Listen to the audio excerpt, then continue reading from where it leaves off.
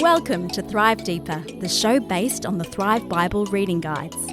This is an ongoing conversation about God's Word with Thrive author, Dr. Matthew Jacoby. Hi listeners, Stuart here from Thrive Today. You know, many people tune in to a Thrive podcast every week. We're really encouraged by the feedback we receive on how these podcasts are impacting people's lives in very real ways and equipping them as they grow in their faith. Now, our hope and desire is to continue to make these podcasts available for free. However, there is a very real cost to make this happen. This is where you can help us. If you'd like to contribute to assist us in meeting these ongoing production and distribution costs, then please join our listener support program with a monthly subscription. Now, you can do this very quickly and simply. Just go to thrivetoday.tv, that's our website, thrivetoday, one word, .tv. At the top of the homepage, you'll see a button that says Donate. This will give you the option to support the Thrive podcast with a donation of $5 or $10 or $50 per month. You can set your own support level. So we hope you'll consider supporting this ministry in this way. Again, to those who are monthly supporters, a huge thank you to you. Your contribution is helping us continue to provide these Thrive podcasts for free. So it's easy. Visit thrivetoday.tv, click on the donate button. We thank you for your support by tuning in, but also by contributing financially in this way. Now let's jump into this episode of Thrive Deeper with Matt. Good morning, Matt. Morning, Stu. Good to be sitting in the studio again. Happy New Year. Yeah, well, Happy New Year, exactly. Well, actually, yeah, Happy New Year. It is a few days, but it is a New Year. Yeah, that's right. It is a New Year. Is still. this the first? This will be the first Deeper for 2024. Yeah, that's right. Goodness, Stu, I can officially say it's the future. Well, it is the future. We are in the future right now. If you think about all the 2024, that's ridiculous. I know, if you think about all the movies that were made about, that seem so far in the future, even Back to the Future, for instance, we're now past any of the dates they mentioned in that movie. But I remember as a kid going to a movie with my dad called 2001: A Space Odyssey. I must have been about 9 or 10. Yeah, classic. Thinking, we'll never get to 2001. No, that's right. And here we are. 2024. Yeah. Do you remember that TV show Towards 2000? Yes. Yeah, and then it changed to Beyond 2000 when it got into the 90s, and yeah, that's it. It was like 2000. Yeah, that's just the future. Crazy, didn't it? Yeah. And 20th Century Fox, of course, had to change their name because we're way past that now. But anyway. Yeah. We're not here to talk about entertainment so much today, Matt, as we are to continue our journey and Thrive Deeper. Your fortnightly Bible study, in-depth Bible study right now. Yeah. And we're jumping into a new book as we continue through Thrive, and looking today just at First Book of Timothy, First letter to Timothy from the Apostle Paul. And Timothy had been appointed one of the key leaders of the church at Ephesus by Paul. Just some interesting facts about Timothy. He was a third-generation Christian. His mother was Lois and his grandmother Eunice. So third-generation Christian. Father was a Greek, mother was a Jew. And Paul had really connected strongly with Timothy and appointed him in a leadership position. So when you say third generation Christian, because obviously we're in the first generation of the church, but they'd all those generations had come to faith around the same time. Yes, I'm talking about in his family, the third one in his family generationally. Yeah. That was a Christian, correct. And the difference here with these letters from Paul, Matt, and I'm sure you'll talk a bit more about this, is Paul's now not addressing like the church at Colossae or the church at Ephesus and the letters to Ephesians and Colossians and Thessalonians, etc. This is now a pastoral letter, as it's called, written to a leader. And so it's essentially addressing things to a leader of the church as opposed to the broader church. And so, the approach that Paul takes in these letters, perhaps the benchmarks that he sets for leaders are a little higher than he might expect from the church, because they are setting the example and needing to be above reproach. So let's launch into 1 Timothy. I found this great to read again, and the fact that it is aimed at leaders, as a church leader myself, I found this so valuable again to go through this letter and to reflect on these things. And so Timothy is in Ephesus. So, we have the letter to the Ephesians. That is, as we said a few episodes ago, is a sort of more of a circular letter.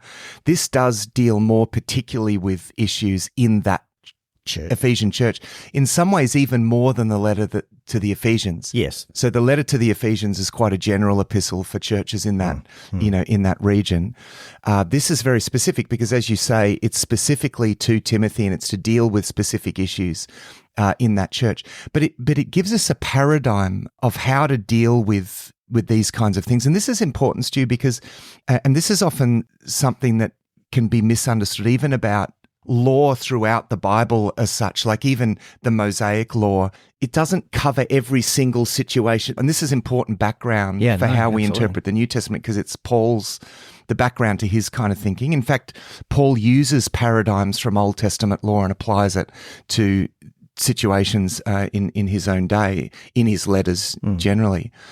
We've got to be careful that we don't just extract rules out as they stand. Oh, here's a rule, bang, we this is an absolute rule because Paul says this here. Now, this has authority, but we need to understand the nature of these letters, that these are applied to a particular situation. So what we have here is paradigms for how to deal with these certain things, right, that are based on biblical principles.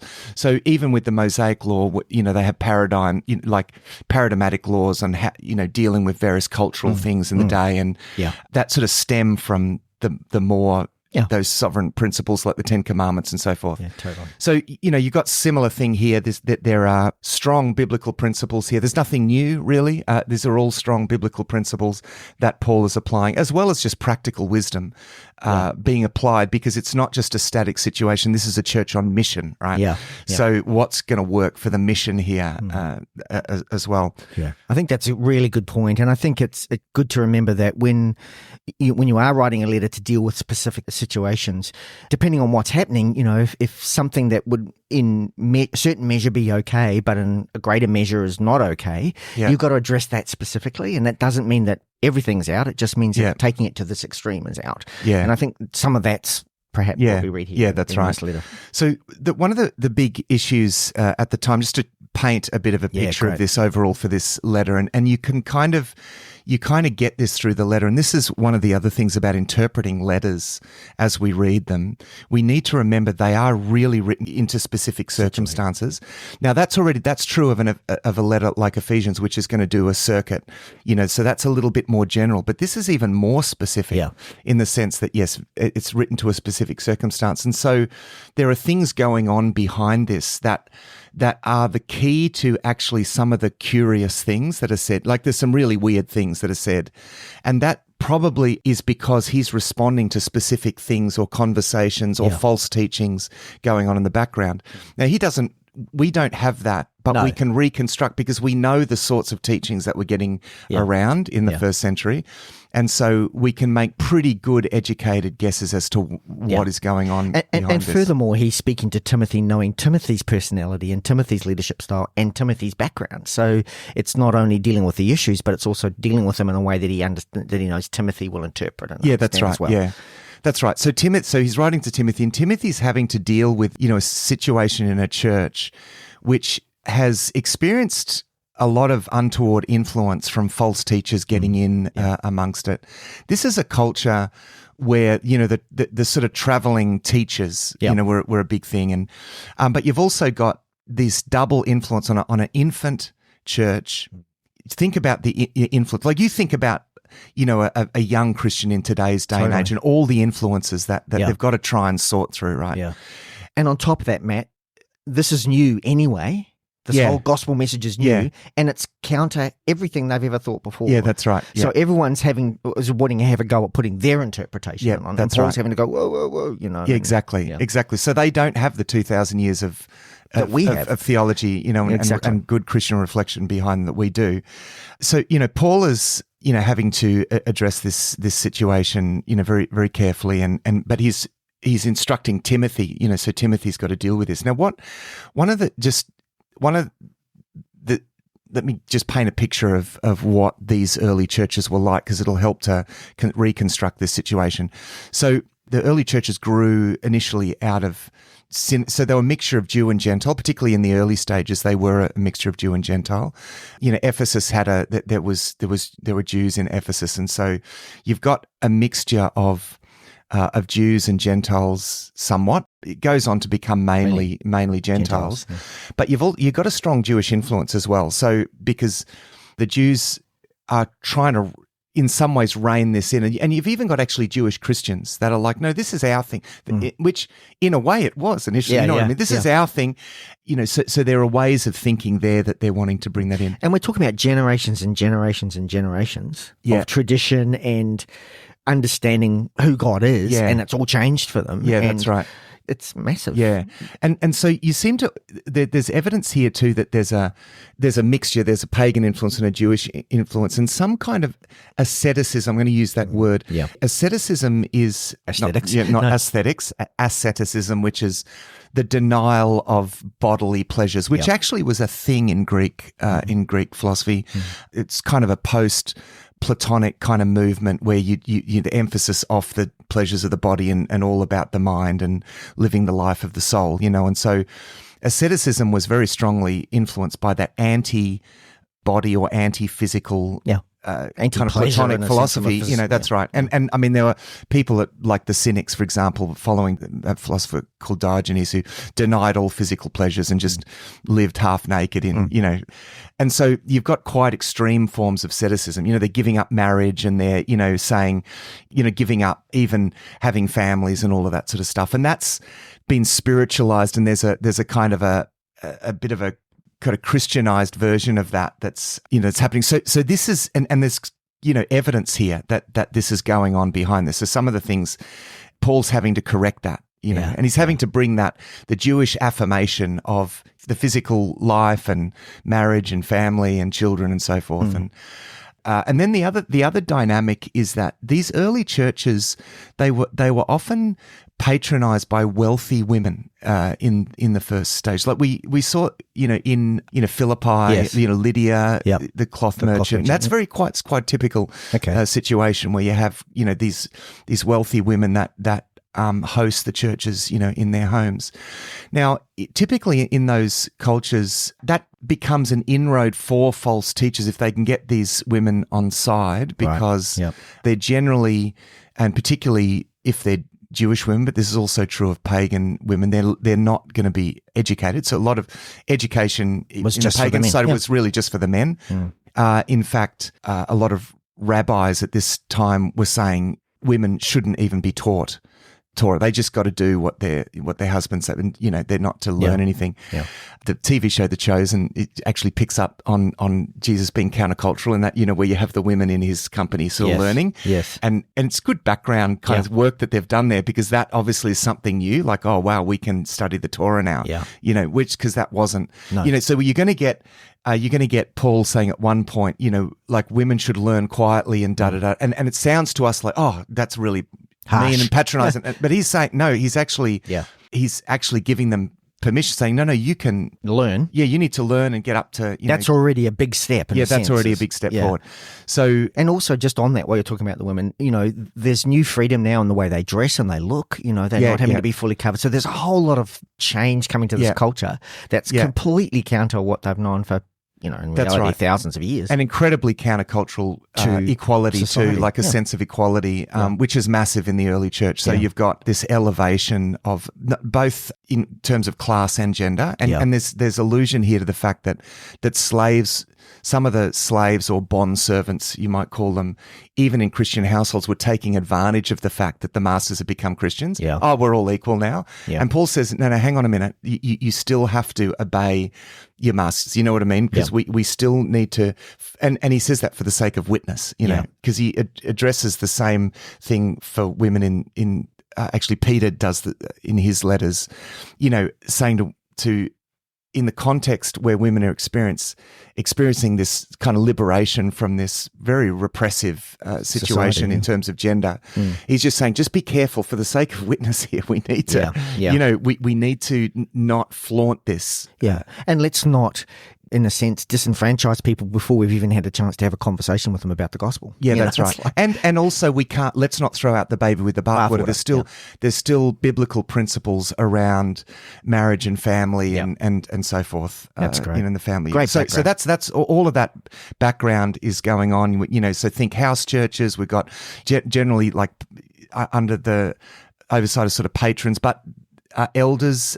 These are churches led by elders, and so there's a lot of instructions here about the character of elders, and this appears to have been a bit of a problem actually at Ephesus. Yeah. So first of all, he addresses false teachers. This is a persistent problem throughout the letters, is false teaching. And so I'm always reminded, Stu, like it feels a bit like focusing on false teaching. Sometimes it can feel pedantic and mean, and are we being really, exclusivistic and saying this is correct and this is not correct? I mean, look, yes, it can be overly pedantic and get ridiculous. You know what I mean? Yeah. Because like if you don't agree with me on these fine points of my interpretation of Revelation chapter 20 or something, then you're a false teacher.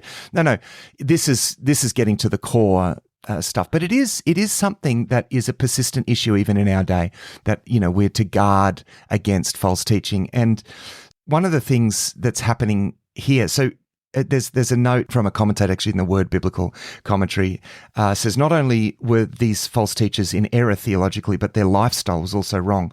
Rather than exercising their responsibilities in the church as good stewards of God through faith, they were producing nothing except mere speculation. So what was happening here is that they're getting caught up in all speculation about all sorts of theological matters comes again and whatever yeah. All sorts of speculative things, and so they're sitting around arguing about that, and they're not actually growing.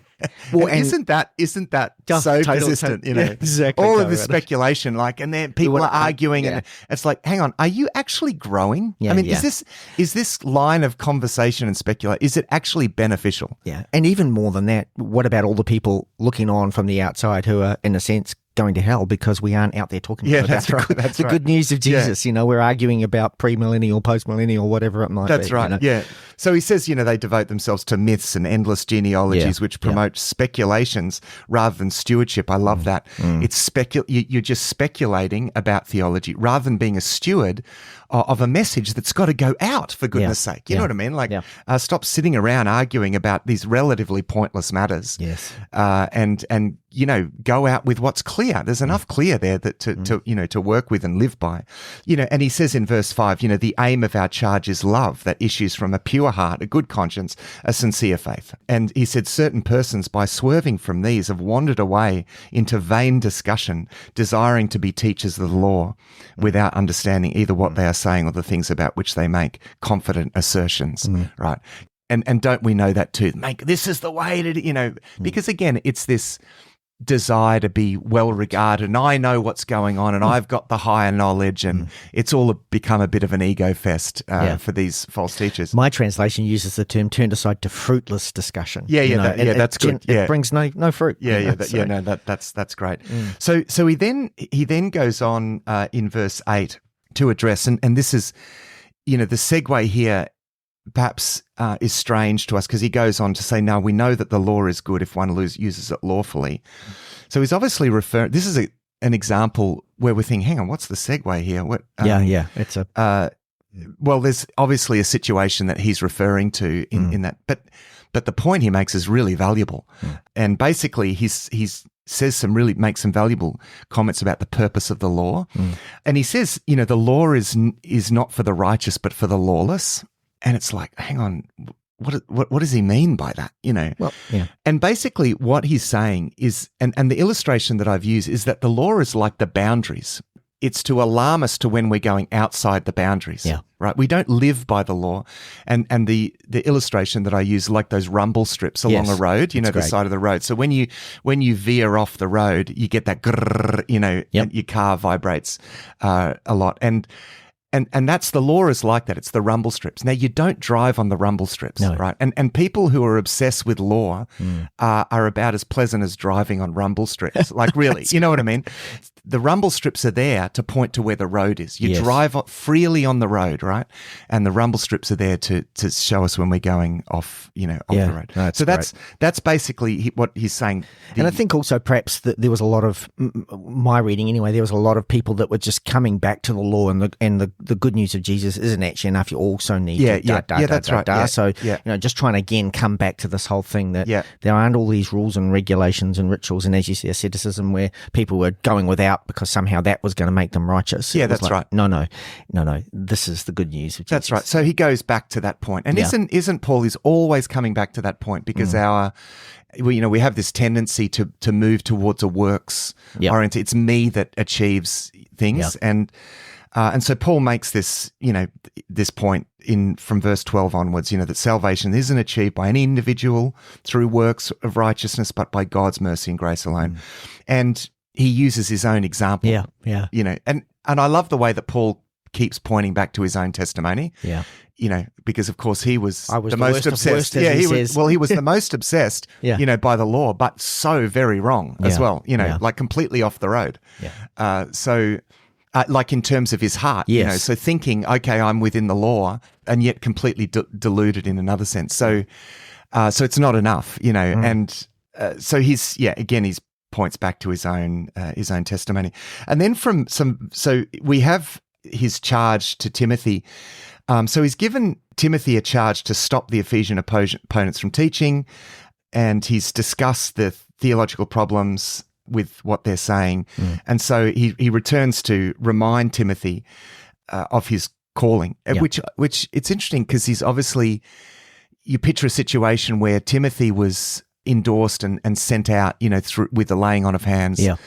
He was prophesied over, and there's obviously a prophetic word that he was given that sort of equips him with the necessary spiritual gifts as well. And so Paul reminds him of that. So stick to your charge. Remember that.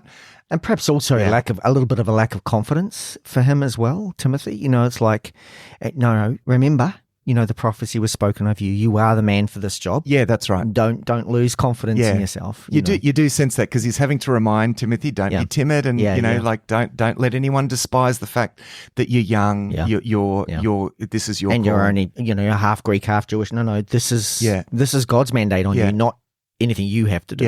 Apart from be obedient. Like here again, Paul is working against some societal norms. You don't have to necessarily wait to your old, like in the rabbinic tradition. You can be a young leader. That's okay. So there are a number of things that get flipped, in this new Christian movement. It's interesting along those lines that he also says to Timothy to respect the older, like don't rebuke an older man, encourage them, but don't rebuke them. So he still preserves that respect for age. I think that's actually an important point particularly in a contemporary environment. Our culture goes the other way. We tend to respect youth and energy and new ideas, but neglect older people. We tend to put older people out to pasture, I think, too what would they too know? quickly. That's exactly, no, they're not up they're with just it. Not up with it. Exactly. And I think that's, I think the churches suffer from that. So, it's good. The problem. And he actually names a couple of people here. So this is again a sign that this is a very specific letter to a leader. At the end there where he talks about those that have rejected and shipwrecked their faith, moved away from the core values. And so he's being very specific to Timothy about leadership issues and people that were potentially deacons or elders or whatever they might have been in the life of the church. Yeah, that's right. Yeah. He uses an interesting term though, whom I have delivered to Satan. He names them and he says, whom I have delivered to Satan. Obviously I've read a few different perspectives on that, but it seems to me that there was a really understanding that if you were outside of Christ's church, then essentially you were in Satan's domain. So essentially he's saying, I've expelled them from the church, or we've expelled them from the church, and therefore they're now, until they repent. Well, you're out from under the covering. This is a really interesting, interesting idea, and I think something that we should probably take more seriously in a very individualistic age. That the church does provide a sense of covering, like a spiritual covering. It's like an ark, like. Wow, that's a great in a sense, picture. and being in and part of the ark. There's certainly throughout the New Testament, there's very much that strong sense that to be sort of theologically, the church came to use the word excommunication. If you're put out of fellowship, then really it's Satan can have a field day on you. Now, and that's always going to be subtle, but what Paul is he's saying here. I've handed we're okay. Just they've gone off. Fine, off you go. we're going to leave you alone and see how that goes. And so there's the expectation here that it's not going to go well. They're not going to go well. Yeah. And although he ends, again highlighting the fact that is about restoration, not that's not right. discarding. It's so that they can discover. that they may be taught. Not to that's blaspheme. right. Yeah, that's right. That there's some kind of deficient understanding of salvation here. And again, we don't know exactly what's going on here, but it seems to be evidenced by the fact, because he tells them that to pray for all people, and the emphasis there seems to, pray for all people, right? So were they just praying for a very select, it seems, that they were focusing on a kind of inner circle select, particularly if you put a kind of leaning toward a sort of elitist, ascetic kind of, where the real, that it's like they were closing in, they were becoming perhaps an enclave. Maybe. I wonder whether also, given he says there in the early part of chapter 2, for kings and for all those that are in authority, whether there was a sense of, because of Jesus, is that we don't respect the leaders anymore, and we're not going to pray for those, and they're the bad guys anyway. Yeah. And he's saying, no, Jesus has come for everyone. You know? That's right. Yeah, So it's that cutting off. There's the bad guys and the good guys, and we're the good guys, and they're all the world can go to hell in a handbasket. Yeah, exactly. And Paul's saying, no, this is the mission thing. Yes. We're here for we are for the world. We're here. We're not, we're not a self-righteous enclave that are judging the world.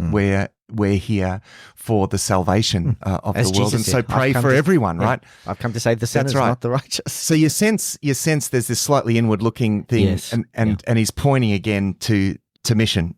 And so he says, this is good and it is pleasing in the sight of God our Saviour. Notice he emphasizes that part. Yeah. Who desires all people to be saved and to come to a knowledge of the truth. So he's pointing to that principle there. Yeah, it's great. From verse 8. From verse 8 of chapter 2, this next section, 8 to 15, fits quite nicely into Paul's flow of thought in the whole of chapters 2 and 3. So first and foremost, he wants the Ephesian church to pray for the salvation of all people. While they are praying, they've got to do it properly, not coloured by anger or disputing, but, characterised by holiness. And likewise, then he goes on to talk about, men and women praying. So he wants the women to cease disrupting the church. There's something going on here behind, particularly in the way that they dress, because he goes on to emphasize the way that they're dressing. And again, remembering, as we said before, that women now had a new freedom, and so the things that they could not have done before, they now had the freedom, and so he's saying, don't go to the other extreme.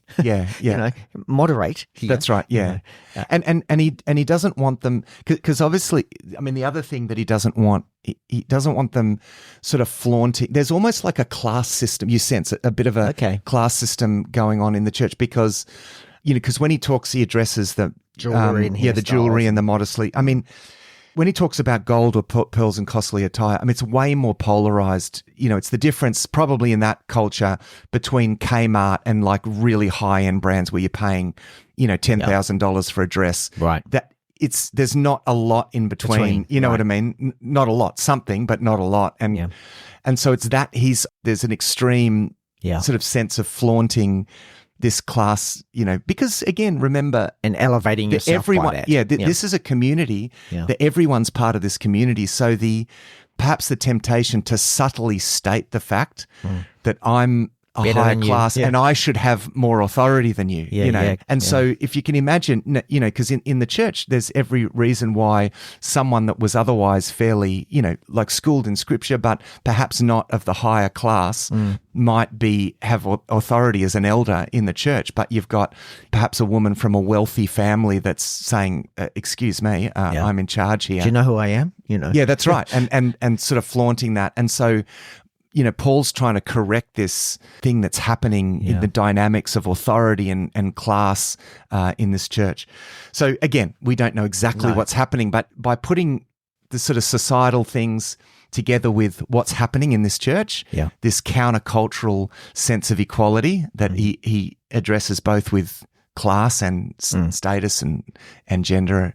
You can sort of put this together. And I think it's important, again, I know I've said this before, it's important again to remember this is such a shift in culture in terms of freedom. Imagine your kids who, can't go out on their own after a certain time of night and suddenly they get to a certain age and they can. The risk is that they go out every night until a ridiculous... Now, there's nothing wrong with going out at night, but you say, hey, that's don't right. overdo it, you know, and I think that's to some degree what's happening here. It's hard for us to imagine that in our culture today because we've had 2,000 years of history since, but for them this was just suddenly there was all this freedom and we're going off to the extreme because we can. That's right. So what I'd like to do from here then is just zoom into from verse 11 to 15 because there's some really controversial statements here. And it's really important that we interpret these statements in the light of the background. This is a very specific circumstances. Now, that doesn't mean there's not something we can draw in terms of principles, but we've got to remember this is paradigmatic. This is not just straight law for everyone of all times. But there are certainly principles that we can draw from this. So the problem seems, as I've said, the problem here is that there are these very wealthy women, and it's these women that also seem to be the prime targets for these false teachers because they're described as greedy, right? So they're gonna target these wealthy women. So they're the followers of the false teachers, and as rich women, they'd be more likely to have the churches meet in their homes then. So, there's a sense of authority that they've got there. Like, hey, this is my home. I'm in charge. Thanks very much. Right.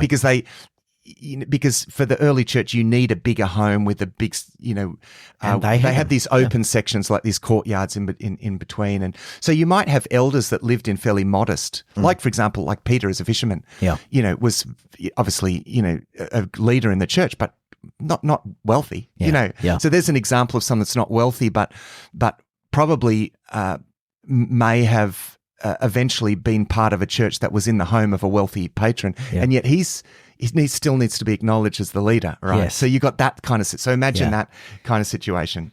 So also remembering that women up until this point in time hadn't had any education in the Torah or anything. That's right. So there's a vacuum there, and there's all these voices speaking into that vacuum. Yeah, that's right. Yeah, and so the false teachers are kind of feeding into that, and that they're thinking, okay, we'll go through these wealthy women because we'll leverage them because they've got a bit of authority here.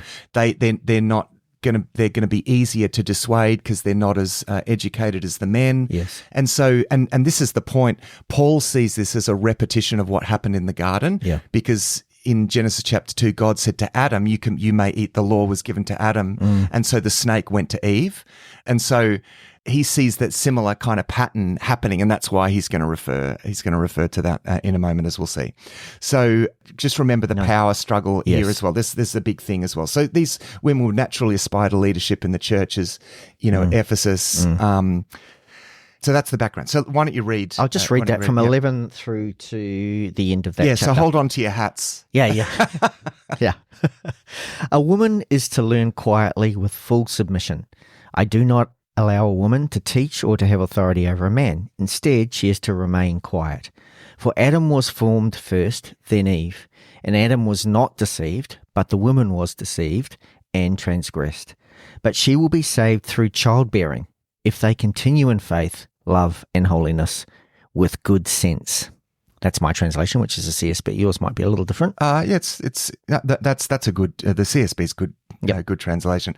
So let's pull this apart. So first of all, let women learn quietly. So if there's this false teaching going on, and it's particularly coming through the women, that he's just saying, hang on, just let the guys.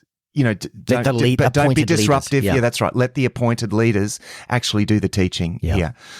As I said before, Paul here, in contrast to segments of Judaism that prohibited women from learning, asserts the ability and value of women's education. That's, he said, let them learn. I mean, that's, we should just recognize that first. Totally.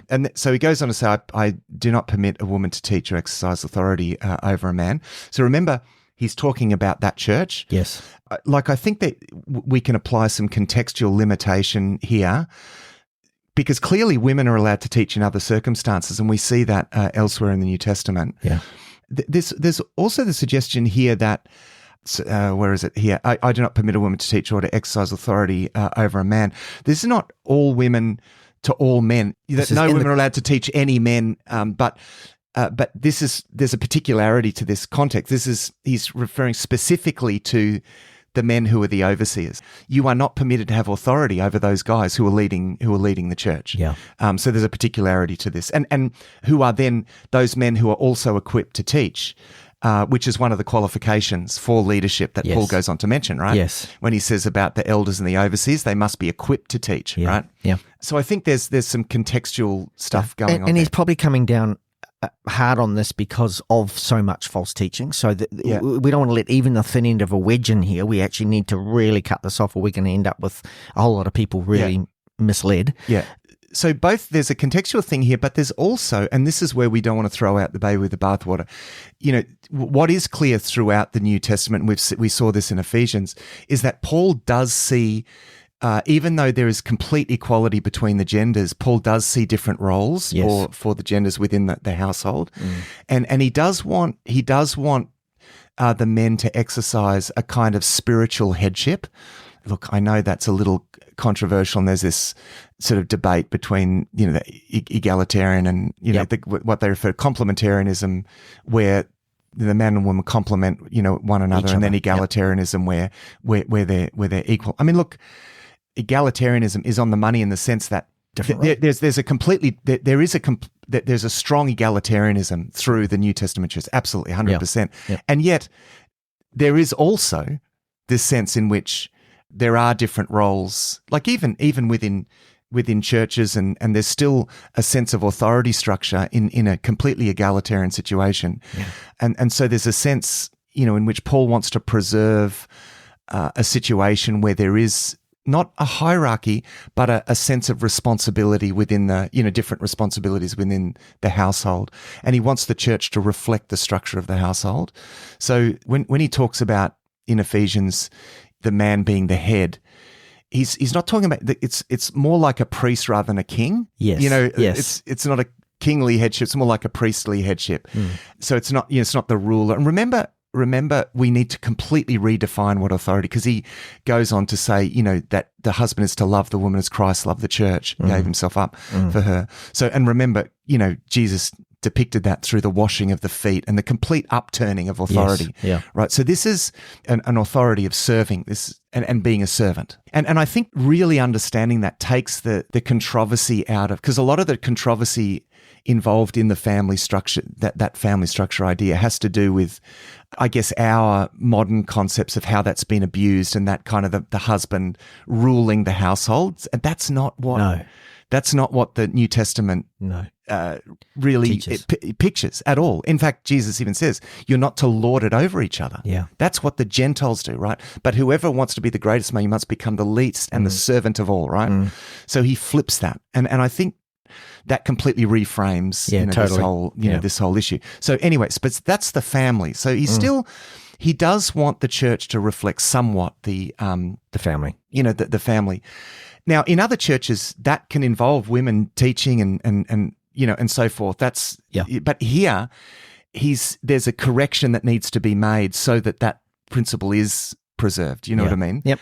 Do you think some of it was also to do with the sense of mission, in that let's not create a barrier if some of this, I mean, obviously there were those issues, but also the sense that culturally, women were never meant to be speaking in public in a sense, and so let's not disenfranchise again all these people that we're trying to reach. That's the mission. It's like, let's at least, try to reach those people in a way that they would understand the context that they would be comfortable with. One of a better word. Yeah, that's right. So he's leaning, because again, this is the mission principle. Like we're here for our culture, so we need to not overplay this. What's different about this? We still need to respect our culture. So now that is behind that. Now, so there's the biblical principle there, but there is that leaning there. In some ways, I think we, for our culture, need to lean the other way too. I mean, I think both male and female voices, particularly in our culture, is really actually important. Totally. That's in preaching. So it's not just a matter of allowing that. No, this is actually really important. Really important. I think in our culture. So he goes on to say, and this is where starts to get a little weirder. He says, Adam was not deceived, but the woman. Now, remember, he's got something in mind here, because he sees the situation in the Ephesian church that he's addressing to Timothy here as somewhat analogous to what happened in the Garden of Eden. When he says Adam was not deceived, but the woman, he's referring to the fact that the serpent went to the woman because, at least in the text, and he's working with the scenario of the text, and you presume that Adam would have told the woman, but there's a sense in which Adam had that primary responsibility. And so the serpent, goes to the woman. So that's where he says Adam was not deceived, but the woman, because Adam received the command, right? So he's referring to the fact that these women weren't equipped to teach, and so therefore the false teachers are going to them. And so what we have here is the Genesis 3 situation being repeated all over again in the Ephesian church, right? Which he alludes to in 1 Timothy 5:15 a bit further on. He says, for some have already strayed after Satan. So he refers to it in that way. And again, that's, alluding to the garden. And if you think temptation. about exactly what Satan said in the garden, did God really say that? So it's questioning what was said by that's God right, to the woman. Did God really say that? And so there's this and she jumbles it up a little bit in her repetition of it. And so there's this whole sense of the deceptive teaching again. It's like, did God really say that? That's right. And that's what he's perhaps done. Yeah, because she's kind of the second-hand recipient, in that circumstance. And so, this is kind of, he's using that as a analogous. Yeah, as an analogous situation. He says, Adam was not deceived, but the woman was deceived and became a transgressor. So he's referring to the fact that, Adam knew more. He's not saying that Adam didn't sin, wasn't because actually in Romans 5:12, Paul lays the responsibility on Adam. Totally. It's like Adam sinned. So the fact that she didn't know didn't make her innocent, in other words. You know what I mean? Yeah, that's, so he's saying, that they're not innocent just because they don't know, right? There's still an accountability here. Yeah. So the idea is that, so Adam was the one appointed by God to exercise this spiritual headship. This is what's behind, I'm just saying what's behind Paul's thinking here. So he was the one that was prepared by God to exercise this. And I read something, a commentator say Paul's point might then be paraphrased like this. So the man upon whom lay responsibility for leadership in the home and in religious matters was prepared by God to discern the serpent's lies. The woman was not appointed religious leader and was not therefore prepared to discern. So therefore she was taken in. So, and that Christian worship involves re-establishing the creational pattern with men faithfully teaching God's truth. That's what he wants to set up in this particular circumstance. Yeah. Now, again, I emphasize the fact that women were quite active in the New Testament churches.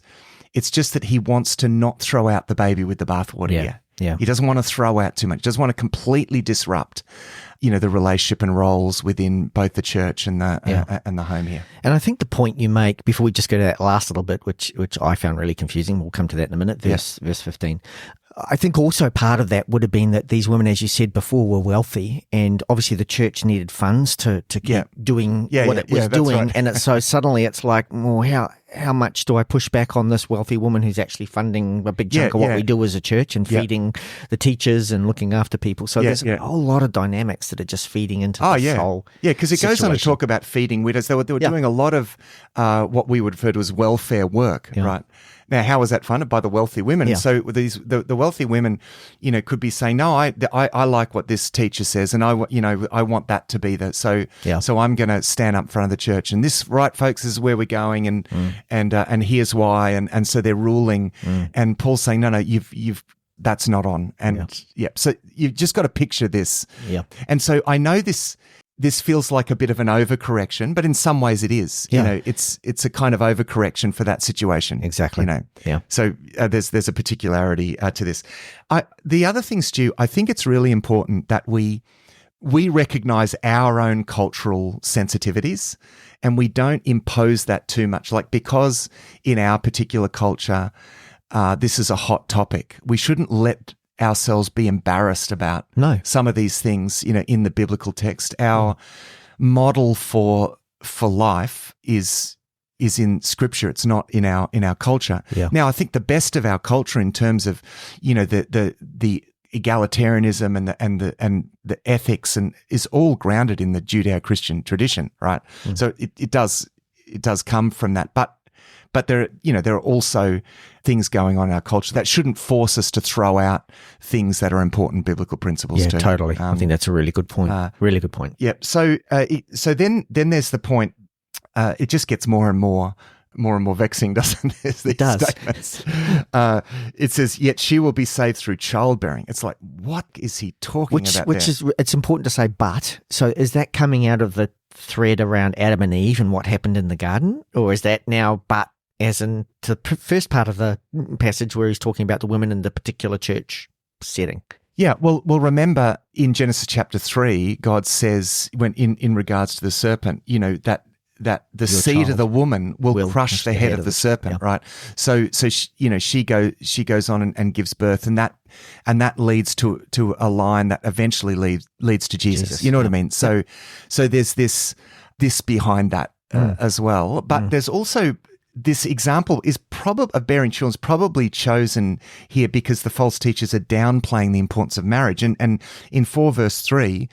It talks about people who forbid marriage, right? Yeah. Which is So also, and also we need to remember marriage in those times was about the creation of a family. Not quite the same today, but very much about the creation of a family. So they're really downplaying this aspect of saying no families, no children. We've got to live these ascetic household, and because they're saying because you can't be saved. That's if you want to be saved and among the saved.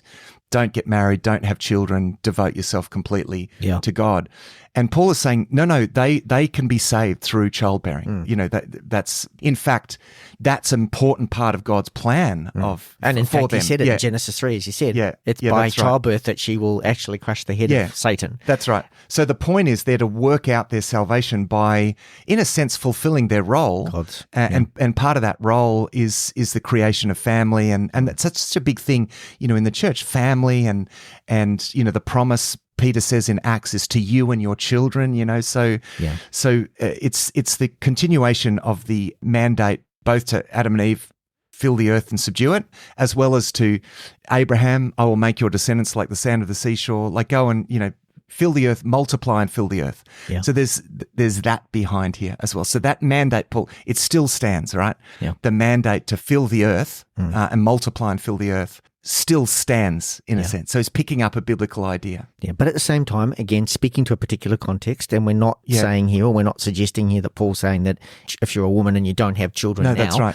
There's no chance. No, absolutely. Yeah. And in fact, in Corinthians, first letter to Corinthians, he commends women. Correct. Who, see, this is the contextual thing, right? There, he suggests that women stay single and devote themselves to God. Right. So it's like in one circumstance it's saying one thing and another circumstance, and it's not contradictory. 2 different letters to 2 different audiences. That's right. And one to a leader where he's trying to counter something. So when you're countering something, you don't go to the middle ground, you push back quite hard. Yeah. You swing the other way so as to pull the extremes back. When you're writing to the broader group, you're being much more generalized and much more. Yeah, that's right. And so when he writes his letter to the Corinthians, by contrast, that's quite, because in this culture, in a sense, women were seen only as mothers, and that's what you're for. You're just to bring children. Yep. You're just that's only what you are. That is repudiated throughout the New Testament, where you have women having significant roles in the church. There, in fact, it's a matter of history that the early church that women had a very prominent role throughout the early church, and the spread of the Christian movement was actually largely through women, really, and so they have this significant role, and Paul acknowledges that by. When he says to the church in Corinthians that he even suggests that women stay single and devote yourself to the Lord and to ministry. I mean, that's so countercultural. So there's certainly no sense that Paul thinks that, that's all that women, you just stay in the home and have children. Yeah. That's in no way what he's saying. But here, this is a context where there are people saying, if you have family and get married and you're not devoting yourself to God and you can't be saved. Yeah. He's saying, no, you could be saved through childbearing. So that's great. Fee, the commentator Gordon Fee says in conclusion, he says it's hard to deny that this text prohibits women teaching men in the Ephesian church, but it is the unique text in the New Testament, and its reason for being is not to correct the rest of the New Testament, but to correct a very ad hoc problem in Ephesus. That's important interpretive point from probably one of the most prominent New Testament scholars of the last few decades. Yeah, that's great. Yeah. So he lists a number of qualifications for leaders, and we won't move into this too much, Stu. But there's just a couple of interesting points to pull out of here. Yeah. They're to be above reproach. They're to be well thought of by outsiders. So again, leaning into this missional thing, it really matters. It does actually matter how you're seen by outsiders. Yeah. You don't want to be abrasive. We're not the enemy of the world. It's important that we at least do everything we can to be respected by people outside. So don't be unnecessarily combative either. I think probably goes with that. And I think some Christian leaders can want to be so loved by Christians and say all the we're in this little club but just become reprehensible alienated from people outside. We got to remember we actually exist for that. We are a mission to the world. Otherwise, when we were saved, we'd be taken straight away. But we're left here because God wants us to reach the lost. Yeah. So I think that's really important. And I think also really part of that passage is saying make sure that your life reflects what you say. Yeah. In other words, live out there in the world, in a way that's consistent with what you say. Yeah. Who you are in the church, Yeah. It's interesting here, he puts emphasis on how they manage their household. Yes. You've got to manage your house. And remember, household means it's quite a big organization. It's an organization. So, you've got slaves or bondservants, you've got servants, you've got all sorts of different people. Parents as well as kids. Yeah, that's right. Yeah. So, so are you looking after your parents? Are you bringing up your children? Are you, how are you relating to your wife? How are you treating your slaves? Yeah. All of that really matters for this. For the witness. Yeah, for the witness. That's right. And so, and I think, for me personally, I think the greatest spiritual challenge where I've grown the most is as a husband and father. To be honest, that's where my faith has been most challenged in that space, and that's where I've grown the most. Yeah. And that doesn't determine the outcome, because our children will be, they will make their own decisions and so forth. But I really think it's important that we understand those closest relationships as our immediate responsibility. It's one thing to go off and save the world, but hey, how are you treating your wife and your children and your parents, in fact? So this is, part of those qualifications for both overseers and deacons. So we have some insight here into how the church was led in those days. Later on, a couple of generations later in the sort of the 100s, this is mid-first century, 50s and 60s, right? Once you get into the second century, you got the rise of bishops, because again, you've got a bigger movement and they're trying to hold it all together. It does get quite authoritarian. Again, it's probably in the second century an overcorrection to the scattering of the church and trying to keep it together. But this blueprint here is basically elder-led church. There's a body of elders as opposed to just one individual necessarily. And that's the overseers? Yeah, they're the overseers. Which Timothy was an overseer of the church of Ephesus. That's right. Yep. And then deacons that served underneath. Yeah, Timothy overseers. Also has this sort of apostolic role somewhat. You know what I mean? Like he's getting all of this established as well. So, and then deacons, and we have the ordination of deacons in Acts. They're involved in the more practical side of the church. Yeah. Let's move into chapter 4, Stu. There's a transitional paragraph there that is basically saying to Timothy, look, don't be surprised because it's quite a turbulent situation. Now, why isn't all this going well? There's these false teachers and there's people turning away from the faith. And is there something going wrong? Yeah, and some of those are people he would have been close to because they were leaders in the church as well. And he's starting to feel like a failure. And am I dropping the ball here? Why are these people losing their faith? Exactly. And Paul's trying to say, look, you just need to understand that it's bound to happen. What's going to happen. It's bound to happen. That's why he says, the Spirit expressly says that in later times some will depart from the faith by devoting themselves to deceitful spirits and teaching of demons. We don't know quite where. I mean, he said elsewhere that talks about the man of lawlessness in some of his earliest writings. Yeah. He talks about some of these sorts of things. So this is a matter of revelation but he's just reminding Timothy, listen, don't be perturbed or surprised by that. And then he goes on to the asceticism stuff where he talks about those who forbid marriage and demand abstinence from foods that God created, etc., etc. Yeah, reminds him, he says in verse 4 of chapter 4, everything created by God is good, right? Nothing is to be rejected if it is received with thanksgiving, right? He goes on to give a really lovely personal note. I encourage you to read this personal note to Timothy. There's a number of instructions here that he gives him. And this is where I think for leaders, I spent a little while reflecting on this because there's some really valuable instructions about being trained in words of faith and don't get involved in irrelevant myths and discussions and train yourself in godliness and teach sound doctrine. This is where he says don't let no one despise you for your youth.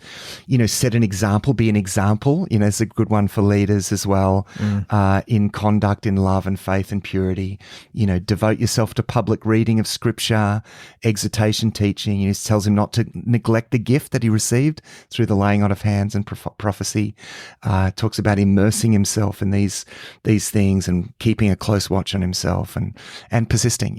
And also I think are really important that I highlighted in verse 15, practice these things, be committed to them so that your progress may be evident to all. So it's like you're not a leader and you've got there somehow. Yeah.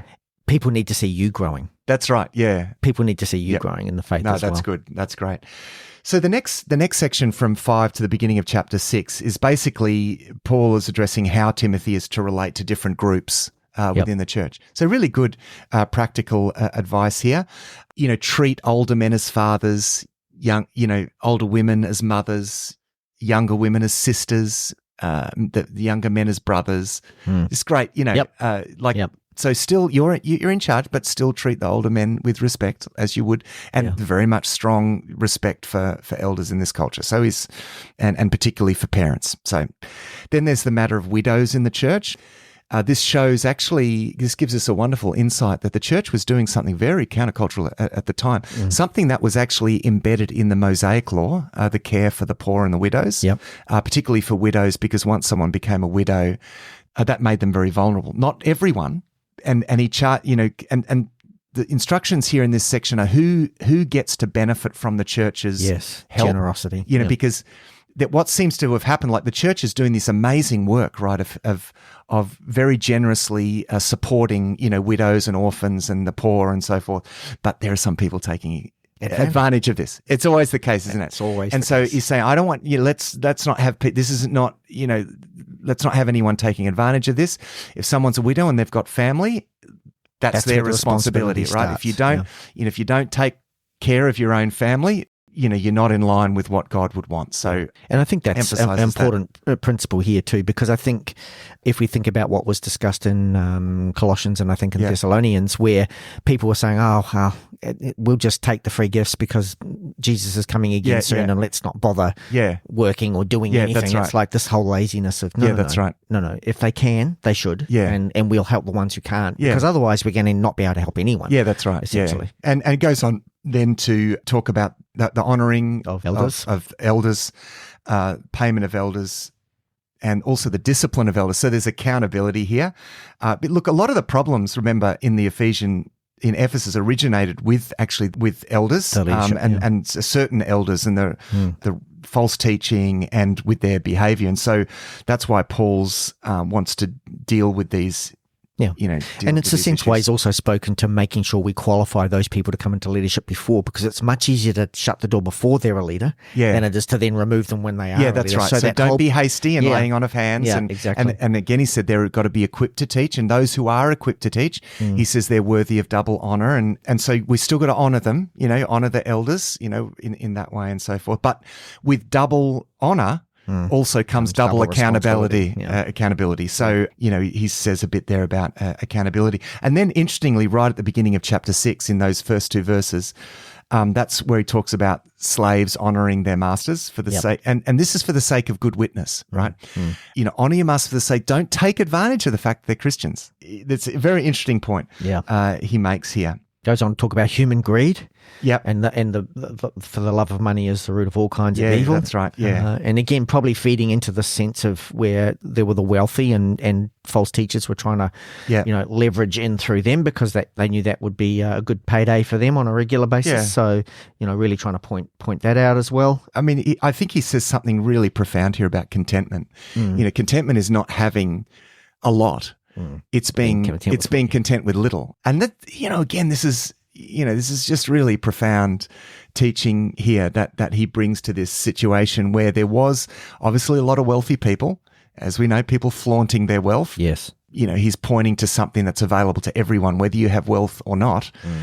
We can all be content. In fact, particularly for those who have wealth, learn to be content, apart from that. So, and interesting, that very famous statement, Stu, the love of money is the root of all kinds of evils. Yeah. Well, that was the case here, he's certainly applying that more generally. A profound letter, Stu, and it sets such a great paradigm for the witness of the church. And again, just to finish, Stu, with the big idea here is that this is not just about static, everyone getting along well, as though it's a fairly static club. No, this is a mission. We're on mission. And a lot of these things have to do with how we relate to the world around us and setting us up so that we can be all that God has called us to be in this world to fulfill the mission of Christ. Thanks for listening to this episode of Thrive Deeper. Our home on the internet is thrivetoday.tv. You can contact us, ask questions, see all our resources and much more at our website thrivetoday.tv.